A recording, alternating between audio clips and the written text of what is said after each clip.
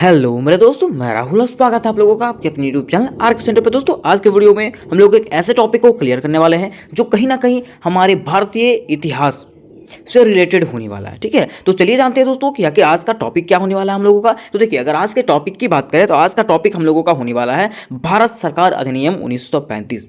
क्या होने वाला है? भारत सरकार अधिनियम 1935। और मैं आपको बता देना चाहता हूँ कि अभी जो है ना, ये टॉपिक से रिलेटेड क्वेश्चन जो है ना सेमेस्टर 6 के एग्जामिनेशन में हिस्ट्री ऑनर्स वाले के लोगों के लिए पूछा जाएगा।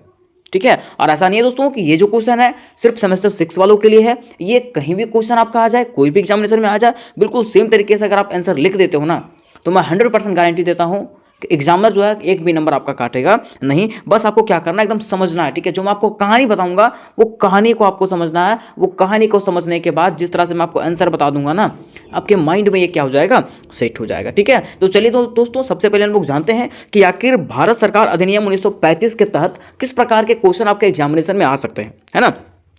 तो देखिए, कहा गया है कि 1935 के भारत सरकार अधिनियम के अंतर्गत गवर्नर के अधिकार एवं कार्यों का परीक्षण कीजिए। ठीक है, कि 1935 के भारत सरकार अधिनियम के अंतर्गत गवर्नर के अधिकार और कार्य जो है ना, उसका वर्णन करना है। या तो फिर 1935 के भारत सरकार अधिनियम के अंतर्गत प्रांतीय स्वतंत्रता पर एक निबंध लिखे। मीन्स कहा जाता है, ठीक है, कि 1935 के सरकार अधिनियम से रिलेटेड आपका कोई भी क्वेश्चन आ जाना, बिल्कुल सेम तरीके से आपको क्या करना है, आंसर लिखना है। ठीक है दोस्तों, तो चलिए दोस्तों, हम लोग एक छोटा सा कहानी के जरिए इसको समझने का प्रयास करते हैं कि आखिर भारत सरकार अधिनियम 1935 है क्या। ठीक है, तो देखिए दोस्तों, ये जो बात है ना, ये उस समय की बात है जब हमारा भारत अंग्रेजों के गुलाम था। मैं आपको फिर से बता दे रहा हूं कि ये जो बातें हैं ना, ये कब की है? जब हमारा भारत अंग्रेजों के गुलाम था।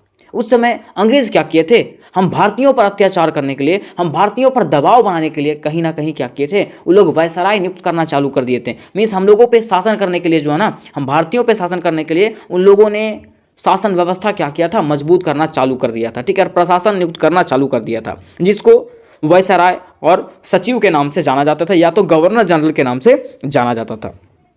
अब देखिए, यहां तक तो ठीक है, लोग वायसराय नियुक्त किए, सचिव नियुक्त किए, सब कुछ नियुक्त किए, यहां तक तो ठीक है। ठीक है, अब वो लोग क्या चाहते थे? अंग्रेज क्या चाहते थे? अंग्रेज बस इतना ही चाहते थे कि हम क्या करें, हमेशा भारतीयों पर कब्जा बना करके ही रखें। कौन चाहते थे? अंग्रेज चाहते थे कि हम भारतीयों पे जो है ना, हमेशा क्या करके रखें, कब्जा बना करके ही रखें। दैट्स वाई वो लोग क्या करते थे, इसलिए जो है ना, उन लोग हम लोगों पे इतना अत्याचार ही करते थे ना, इतना दबाव बना के रखते थे ना, कि हम भारतीयों का इतना हिम्मत भी नहीं हो पाता था कि हम उसके खिलाफ क्या करें, विरोध करें। लेकिन कुछ लोग ऐसे थे, कुछ गरम दल के लोग थे, मीन्स गरम मिजाज के कुछ लोग थे, जिन्होंने क्या किया, इसके खिलाफ आंदोलन करना चालू कर दिया, है ना, विरोध करना चालू कर दिया। जिससे अंग्रेजों को लगने लगा ना कि कहीं ना कहीं अब भारतीयों का मन में जो है ना, आज़ादी का प्रश्न उठने लगा। ठीक है, कहीं ना कहीं अब भारतीय लोग जो है ना, आज़ादी मांगने लगेंगे। ठीक है, जिसके कारण हम भारतीयों को शांत करने के लिए अंग्रेजों ने क्या किया, बहुत सारे अधिनियम लाए। 1909 का अधिनियम लाया, 1919 का अधिनियम लाया। ठीक है, और इसमें सुधार करने का प्रयास किया कि हम क्या करेंगे, हम आपके लिए हम कार्य कर रहे हैं। किसके लिए? हम भारतीयों के लिए कार्य कर रहे हैं। कौन बोलता है? अंग्रेज बोलता है कि हम भारतीयों के लिए कार्य कर रहे हैं। लेकिन हर उसका कार्य में, हर सुधार में, हर अधिनियम में क्या रहता था? गलती ही गलती रहता था, क्योंकि वो जानता था कि अगर हम बढ़िया से अधिनियम बना करके इन लोग को दे देंगे ना, तो ये लोग क्या कर लेंगे, आजाद हो जाएंगे। इसलिए वो क्या करता था, हर अधिनियम में गलती करता था, गलत अधिनियम बना करके भारतीयों को देता था। ठीक है, तो चलिए एक शॉर्ट सा लैंग्वेज में इसको हम लोग समझने का प्रयास करते हैं कि आखिर क्या हुआ था। तो देखिए दोस्तों, हुआ क्या था कि जैसा कि अगर हम बात करें भारत सरकार अधिनियम 1935 का, ठीक है, तो हुआ क्या था कि 1919 ईस्वी में, इसके पिछले वाला वीडियोस में मैंने आपको बताया था कि 1919 ईस्वी में एक सुधार अपनाया गया था, जिस सुधार का नाम क्या था? मॉन्टेग्यू चेम्सफोर्ड सुधार। इसका नाम क्या था? मॉन्टेग्यू चेम्सफोर्ड सुधार। मींस इसमें एक कानून बना था। ठीक है, कानून बना था कि यहाँ पे मतलब भारत में जितने भी अधिनियम बनाए जाएंगे, भारत के अंतर्गत में जितने भी अधिनियम बनाए जाएंगे, उसका जो है ना 10 सालों में क्या हो जाएगा, 10 सालों में जो है ना, क्या किया जाएगा, उसका सर्वेक्षण किया जाएगा कि वो जो कानून बनाया गया, वो जो सुधार किया गया, क्या वो सुधार ठीक है कि नहीं। ठीक है, कौन बोला गया? ये जो कानून आया था 1919 में, उसके अंतर्गत में कहा गया था कि भारत में जितने भी कानून बनाए जाएंगे, सबका जो है ना 10 सालों में क्या किया जाएगा, सर्वेक्षण किया जाएगा कि वो कानून ठीक है कि नहीं। इसीलिए जो है ना 1927 में जो है ना साइमन कमीशन का गठन किया गया। किसका?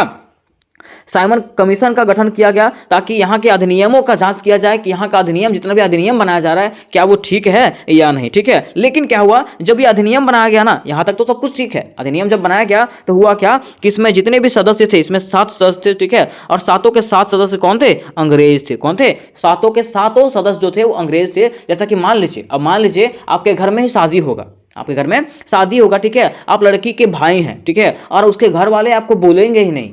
आपके चाचा जो है, मान लीजिए आपके चाचा का बेटी का शादी है। ठीक है, तो आप उसके भाई हुए, लड़की का भाई हुए, लेकिन आपके चाचा आपको बोलेंगे ही नहीं, तो आपको बुरा लगेगा कि नहीं लगेगा? हाँ, बिल्कुल सेम तरीके से यहां भी हुआ। ठीक है, हुआ क्या कि जब भारत के कानूनों में जब वो सुधार करने के लिए जो है, इसका सर्वेक्षण करने के लिए जो है, जब वो कमीशन का गठन हुआ, तो यहाँ पे जो है ना भारतीयों को लिया ही नहीं गया, इसमें भारतीयों को चुना ही नहीं गया, जिसके कारण यहाँ के भारतीय क्या हो गए? इस पे गुस्सा हो गए कि हम लोगों के घर में आकर के, ठीक है, हम लोगों को ही नहीं चुना गया, है ना। अब क्या हुआ कि लोग जो है ना, यहाँ के लोग जो है ना, साइमन जाओ का नारा लगाने लगे। ठीक है, साइमन कमीशन के खिलाफ जो है ना विरोध जताने लगे। कौन? यहाँ के लोग। ठीक है, अब जब यहाँ के लोग जो है ना साइमन कमीशन जाओ का नारा लगाने लगे, इसका विरोध करने लगे, तो उस समय भारत के सचिव थे लॉर्ड। कौन थे? भारत के सचिव लॉर्ड थे, जिन्होंने क्या कर दिया? भारत को चुनौती दे दिया, भारत को खुली चुनौती दे दिया कि अगर आप में हिम्मत है, भारत को चुनौती दे दिया कि अगर भारत में हिम्मत है तो तुम क्या करो, अपना संविधान बना के दिखाओ।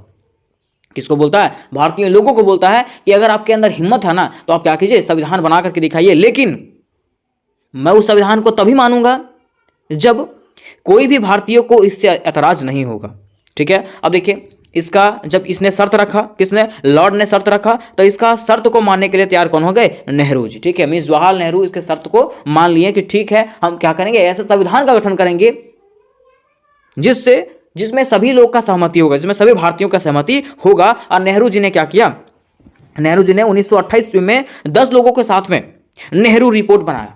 क्या बनाया? नेहरू रिपोर्ट बनाया। लेकिन हुआ क्या, जब नेहरू रिपोर्ट बनाया गया और जब लॉर्ड के सामने पेश किया गया कि लो, मैंने क्या कर दिया, संविधान बना दिया। ठीक है, तो अब क्या हुआ कि कुछ भारतीय लोग जो थे ना, कौन? भारतीय लोग जो थे वो क्या करने लगे? इसका विरोध में आ गए। ठीक है, किसका विरोध में आ गए? इस संविधान का विरोध में आ गए कि हम इस संविधान को मानते नहीं है। ठीक है, और ये भी किसका चाल था? अंग्रेजों का ही चाल था, क्योंकि अंग्रेज जानते थे, है ना, कि अगर ये लोग संविधान बना लेगा तो हम लोगों को क्या करना पड़ेगा, यहाँ से जाना पड़ेगा। इसलिए यहां पे भी उसने क्या किया? चाल चला। ठीक है, अब यहां तक चाल चला, उसके बाद क्या किया इसने? अब देखिए, इसके बाद भी यहां पे क्या हुआ? 1930 में सम्मेलन हुआ, गोलमेज सम्मेलन हुआ, दूसरा गोलमेज सम्मेलन हुआ, तीसरा गोलमेज सम्मेलन हुआ। ठीक है, लेकिन उसके बाद भी जो है ना, यहाँ का स्थिति सुधरा नहीं। ठीक है, मीन्स यहाँ के लोग जो है ना कुछ कर पाए नहीं, जिसके बाद क्या हुआ? इस सम्मेलन में भारत की बात नहीं माना गया। ये जितना भी सम्मेलन हुआ उसमें से भारत का बात नहीं माना गया और ये बात को क्या कर दिया गया? खारिज कर दिया गया। ठीक है, नेहरू रिपोर्ट को जो है ना वो खारिज कर दिया गया कि नेहरू रिपोर्ट लागू नहीं होगा, इसके तहत जो संविधान बनाया गया उसको लागू नहीं किया जाएगा। ठीक है, वही कहा गया कि इस संविधान में भारत की बात नहीं माना गया, जिसके बाद आंदोलन और बढ़ गया। इसके बाद क्या हुआ? यहाँ का जो आंदोलन था ना वो और भी बढ़ गया। ठीक है, और विकराल रूप धारण करने लगा, जिसके उपरांत और उसी के उपरांत अंग्रेजों द्वारा क्या किया गया?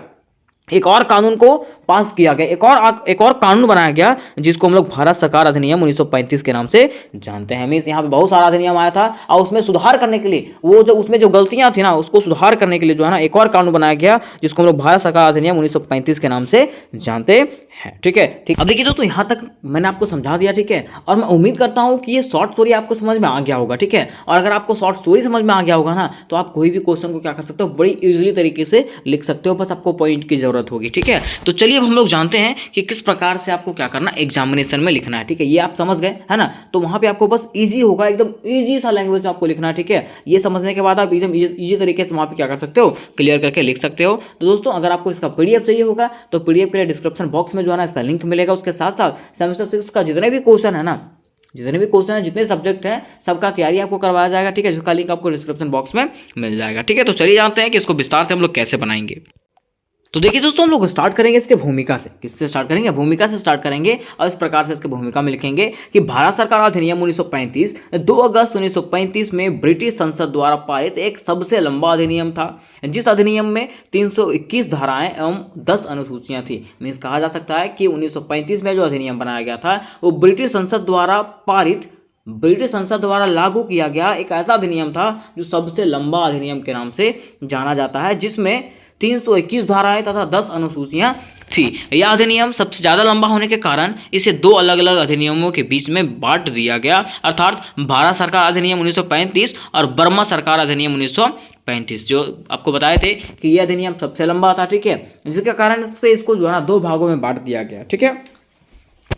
कहा जाता है कि भारत सरकार अधिनियम 1935 को बनाने के लिए 1919 के सुधार, साइमन कमीशन, नेहरू रिपोर्ट समिति तथा तीनों गोलमेज सम्मेलन इत्यादि की सहायता लिया गया। मीन्स 1935 का अधिनियम बनाने के लिए 1935 का अधिनियम बनाने के लिए जो है ना कई अधिनियमों का सहायता लिया गया, जिसमें से साइमन कमीशन आता है, नेहरू रिपोर्ट आता है, 1919 का सुधार आता है, ठीक है, गोलमेज सम्मेलन आता है, इत्यादि सम्मेलन जो है ना, इत्यादि सम्मेलन के द्वारा जो है 1935 का सम्मेलन आयोजित किया जाता है, ठीक है। यहाँ तक आपको इसकी भूमिका में लिखना है। अब आपको लिखना है कि भारत सरकार अधिनियम की विशेषताएं क्या, कि भारत सरकार अधिनियम जो बनाया गया था इसकी क्या क्या विशेषताएं हैं, ठीक है। तो देखिए, कहा जाता है कि भारत सरकार अधिनियम 1935 में पारित किया गया। भारत सरकार अधिनियम जो है ना दोस्तों, ये कब पारित किया गया? 1935 में पारित किया गया। और इस अधिनियम के मुख्य प्रावधान निम्नलिखित है। और ये अधिनियम जो है ना, इसके मुख्य प्रावधान की अगर बात करें तो इसका मुख्य प्रावधान क्या है? निम्नलिखित है, ठीक है। देखिए, प्रावधान क्या है? पहला प्रावधान में बताया गया है कि विस्तृत उल्लेख, इसमें क्या किया गया था? ये जो अधिनियम बनाया गया था इसमें विस्तृत मतलब बड़ा रूप से सबका जानकारी दिया गया था, ठीक है। कहा गया है कि 1935 का अधिकार सबसे लंबा और जटिल था। मीन्स 1935 का जो अधिनियम था, यहाँ पे अधिकार हो गया ना, अधिनियम होगा, ठीक है। 1935 का जो अधिनियम था वो काफ़ी लंबा और जटिल था, मीन्स बड़ा भी था, ठीक है। इसमें 321 धाराएं तथा 10 अनुसूची थी। इसमें जो था वो कितने अनुसूची थी? 10 अनुसूची थे और 321 धाराएं थे। किसमें? ये जो अधिनियम बनाया गया था उसमें। कहा जाता है कि अधिनियम में केवल मूल सिद्धांतों का ही निर्धारण करना करके शासन संबंधी प्राय सभी बातों का विस्तृत विवरण दिया गया था। इस अधिनियम में जो है ना, ये अधिनियम में जो है ना सिर्फ मूल सिद्धांतों का ही वर्णन नहीं किया गया था, ठीक है, शासन के संबंधी सभी बातों पर जो है ना विस्तृत रूप से चर्चा किया गया था। कौन सा अधिनियम है? 1935 के भारत सरकार अधिनियम के तहत में, ठीक है। फिर देखिए, इसका दूसरा पॉइंट में क्या है कि प्रस्तावना का अभाव। यह अधिनियम तो था लेकिन इसमें क्या था? प्रस्तावना का अभाव था। इसलिए यहाँ पे जो है ना, जब यह अधिनियम लाया गया था तो ये अधिनियम के पक्ष में जो है ना पंडित जवाहरलाल नेहरू कहते हैं ना कि ये क्या है? बिना पेंदी का लोटा है। बिना पेंदी का लोटा कहने का मतलब है कि यहाँ पे कानून तो बना दिया गया लेकिन संविधान बनाया ही नहीं गया, इसको चलाया कैसे जाएगा, है ना। इसलिए इसको क्या कहा गया था? बिना पेंदी का लोटा कहा गया था ये अधिनियम को, ठीक है। तो ये अधिनियम में क्या था? प्रस्तावना का अभाव था, प्रस्तावना था ही नहीं, ठीक है। कहा जाता है कि इस अधिनियम को बिना प्रस्तावना के पास किया गया था। यह अधिनियम जो है ना उसको बिना प्रस्तावना के पास किया गया था और 1935 के अधिनियम के लक्ष्य के संबंध में किसी नई नीति के घोषणा नहीं किया गया था और 1919 के अधिनियम के प्रस्तावना को ही 1935 के अधिनियम के साथ जोड़ दिया गया, ठीक है। इसके तहत क्या किया गया? 1919 का जो अधिनियम का प्रस्तावना जो था ना उसको 1935 के अधिनियम के साथ में जोड़ दिया गया, ठीक है।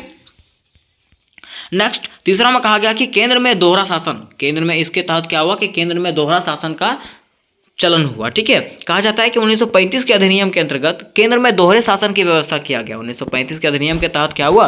केंद्र में जो है ना दोहरे शासन की व्यवस्था शुरू किया गया। मीन्स दोहरा शासन मतलब क्या होता है? दो शासन। यह मूल रूप से 1919 के प्रांतीय द्वैध शासन की भांति ही था। और यह जो है ना मूल रूप से किसके भांति था? 1919 के जो अधिनियम था उसी के भांति में ये अधिनियम था, ठीक है। फिर देखिए, इसका चौथा जो विशेषता था वो विधानमंडलों का विस्तार। इसमें से क्या किया गया था? विधानमंडलों का विस्तार किया गया था। कहा जाता है कि 1935 के अधिनियम के अंतर्गत प्रांतीय विधानमंडलों का विस्तार किया गया। इस अधिनियम के तहत क्या किया गया? प्रांतीय विधानमंडलों का विस्तार किया गया और केंद्रीय विधानमंडलों के सदस्यों की संख्या में भी वृद्धि किया गया। और केंद्रीय विधानमंडल जो था ना उसके सदस्यों में भी क्या किया गया? वृद्धि किया गया था, ठीक है। फिर देखिए, पांचवा जो उसका विशेषता है वो उसमें कहा गया कि मताधिकार का विस्तार। इसमें जो है ना वोटिंग का भी विस्तार किया गया था। वोटिंग मतलब समझते हैं? हाँ, इलेक्शन का भी विकास किया गया था कि लोग जो है ना अपनी सरकार को जो है लोगों के द्वारा चुना जाएगा।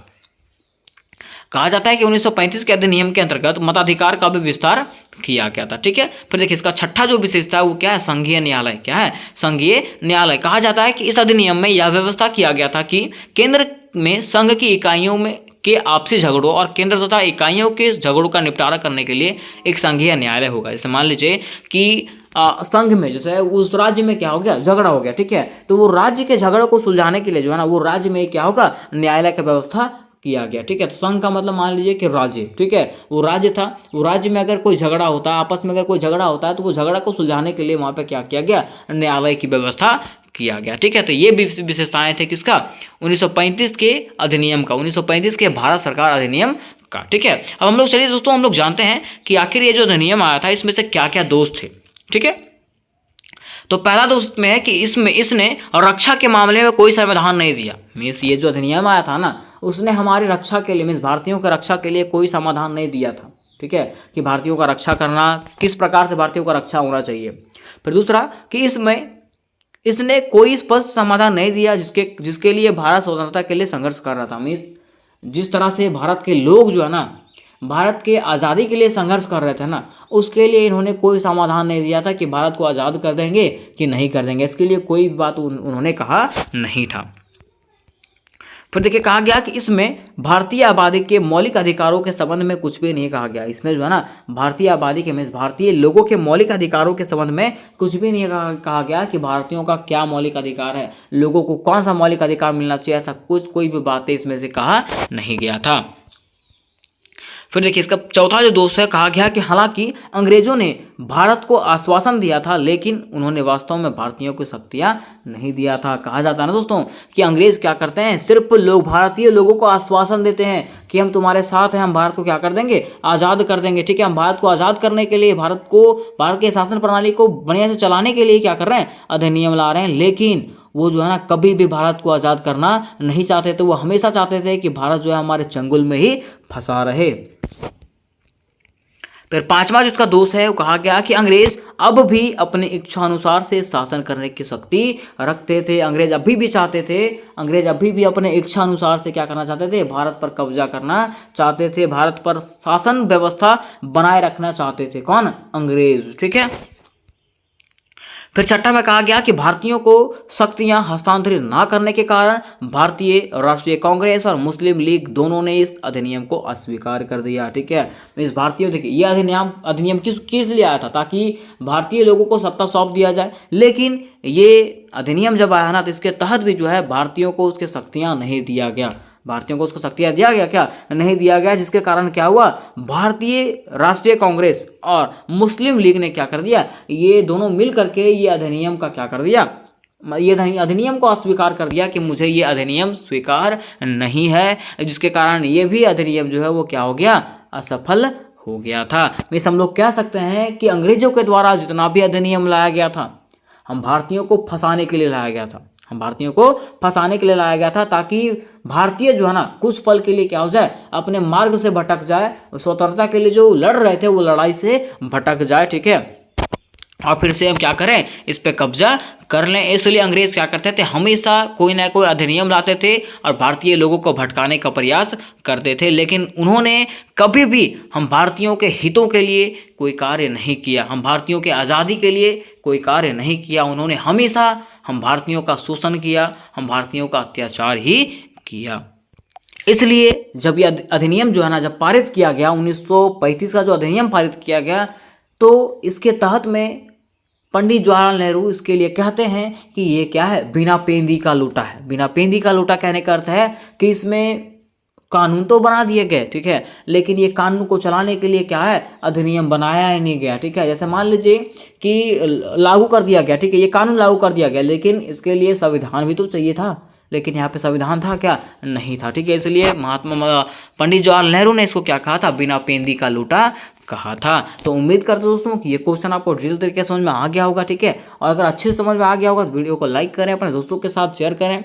और मैं आपको बता देना चाहता हूँ कि सेमेस्टर 6 के हिस्ट्री ऑनर्स के जितने भी सब्जेक्ट हैं, जितने भी आपके सब्जेक्ट होने वाले हैं, सबका तैयारी मैं आपको करवाने वाला हूँ। ठीक है, इस चैनल पर सबके नोट्स आपको मिल जाएंगे और सारे वीडियोस आपको मिल जाएंगे। तो अपने दोस्तों को ये वीडियोस को शेयर करें ताकि उनका भी एग्जामिनेशन जो है ना बढ़िया तरीके से जाए। ठीक है, और वो भी अपने एग्जामिनेशन का तैयारी कर सके। अगर आपको पीडीएफ चाहिए होगा, व्हाट्सएप ग्रुप में जुड़ना होगा, टेलीग्राम ग्रुप में जुड़ना होगा, तो पीडीएफ के लिए टेलीग्राम ग्रुप में जुड़ जाए, जिसका लिंक आपको डिस्क्रिप्शन बॉक्स में मिल जाएगा। तो मिलता है नेक्स्ट वीडियो में, तब तक के लिए जय हिंद, जय भारत।